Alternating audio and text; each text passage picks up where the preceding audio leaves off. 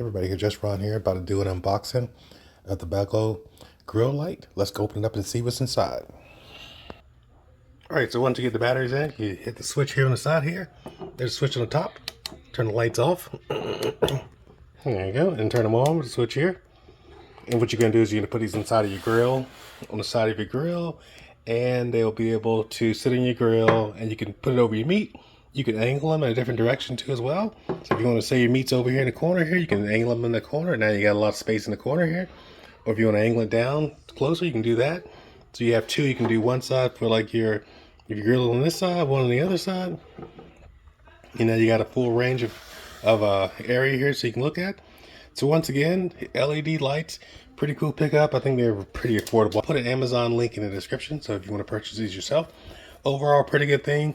Pretty affordable too. A couple of bucks I paid for them plus shipping. So, well, I had Prime, so didn't pay for any shipping. But overall, pretty good. And you can move them around. You can take them. You can put them on yourself. You can move them around, angle them in whatever direction you want to angle them at. You can close them down. And if you want to turn them off, just turn them off like this. There we go.